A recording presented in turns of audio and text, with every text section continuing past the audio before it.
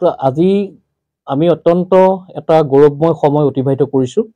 ছাৰৰ আমি আশীষ গ্ৰহণ কৰিছোঁ আৰু ছাৰে আজি সুদীৰ্ঘ ৩৭ বছৰৰ পাছত অসম সাহিত্য সভাৰ সভাপতি হিচাপে নিৰ্বাচিত হৈ আমাৰ মাতৃভূমি যোৰহাটলৈ গৌৰৱ কঢ়িয়াই আনিছে আৰু এই শুভক্ষণত মই ভগৱানৰ ওচৰত প্ৰাৰ্থনা জনাইছোঁ যাতে ছাৰ অসম সাহিত্য সভাৰ যিখিনি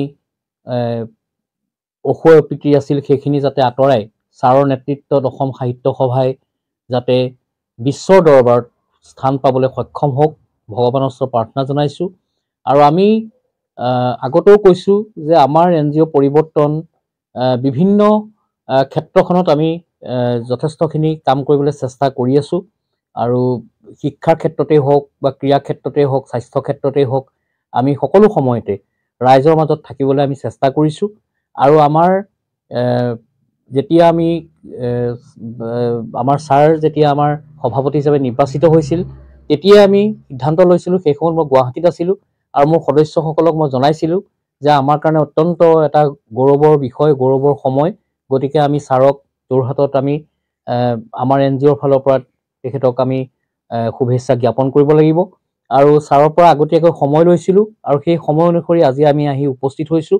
আৰু আমি আজি খুব প্ৰত্যেকগৰাকী সদস্যই আমি খুব আনন্দিত যে ছাৰক আমি শুভেচ্ছা জনাবলৈ পাই, কাৰণ ছাৰৰ নেতৃত্বত আমি ছাৰৰ সকলোখিনি, ছাৰ যেতিয়া অসম সাহিত্য সভাৰ প্ৰধান সম্পাদক হিচাপে 2টা কাৰ্যকালৰ কাৰণে আছিল তেতিয়াও আমি দেখিছোঁ ছাৰৰ নেতৃত্বত অসম সাহিত্য সভাই এক গতি লাভ কৰিছিলে আৰু ছাৰ আমাৰ কাৰণে খুব এজন পথ প্ৰদৰ্শক, কাৰণ ছাৰৰ যি সমাজত যি তেখেতৰ মানে বৰঙণি আছে সেই বৰঙণি আমি কেতিয়াও পাহৰিব নোৱাৰিম।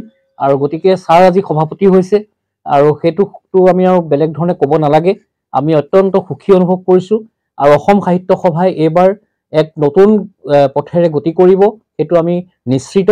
আৰু এই শুভক্ষণত ছাৰৰ সুস্বাস্থ্যৰ আমি কামনা কৰিছোঁ, ছাৰ সদায় ভালে থাকক আৰু আমি NGO পৰিৱৰ্তন তৰফৰ পৰা আমি সকলো সময়তে ছাৰৰ লগত আমি আছোঁ বুলি প্ৰতিশ্ৰুতি প্ৰদান কৰিছোঁ আৰু এই শুভক্ষণত মই আজি এইখিনিকে ক'ব বিচাৰিছোঁ। অত্যন্ত আনন্দ পাইছোঁ, কাৰণ অসমৰ ৰাইজে মোক যেনেকৈ ভাল পাইছে, প্ৰচাৰ মাধ্যমে মুদ্ৰণ মাধ্যমেই হওক বা বৈদ্যুতিন মাধ্যমেই হওক, যেনেধৰণে মোক আঁকোৱালি লৈছে, পৰিৱৰ্তনেও এই আনন্দৰ অংশীদাৰ হ'বলৈ অসমীয়া জাতিটোৰ এটা আনন্দ পাইছে, সেই আনন্দৰ অংশীদাৰ হ'বলৈ বৰদলৈদেৱৰ নেতৃত্বত গঠিত পৰিৱৰ্তন নামৰ অনুষ্ঠানটো অহাৰ কাৰণে মই তেখেতসকলকো মোৰ হৃদয়ৰ পৰা আন্তৰিক ধন্যবাদ জনাইছোঁ আৰু তেখেতসকলে মোক যি শুভেচ্ছা মোৰ শিৰত অৰ্পণ কৰিলে সেই শুভেচ্ছাৰ যিটো সাৰ্থকতা, সেই সাৰ্থকতা মই জীৱনৰ সকলো সময়তে এই 2টা বছৰ অন্তত সাহিত্য সভাত থাকোঁতে মই সাহিত্য সভাক কোনো কাৰণতে বিভিন্ন ধৰণৰ সমালোচনা হ'বলৈ মই নিদিওঁ।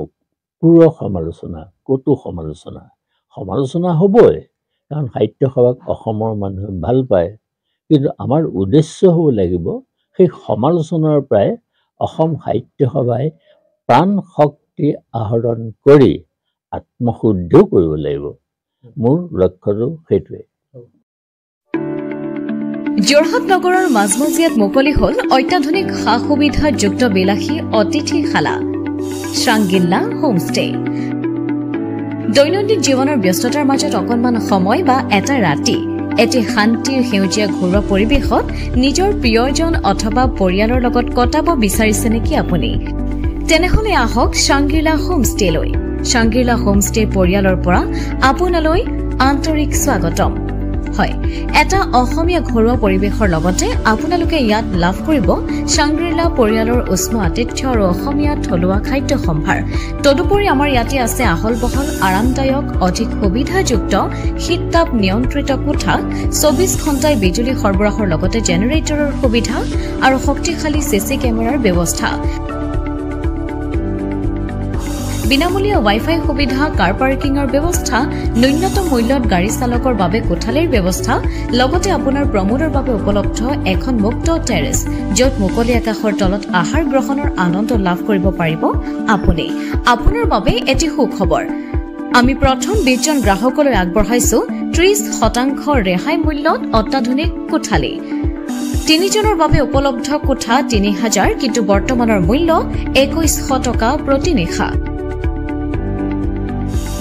2 জনৰ বাবে উপলব্ধ কোঠা 2500 টকা, কিন্তু বৰ্তমানৰ মূল্য 1750 টকা প্ৰতি নিশা।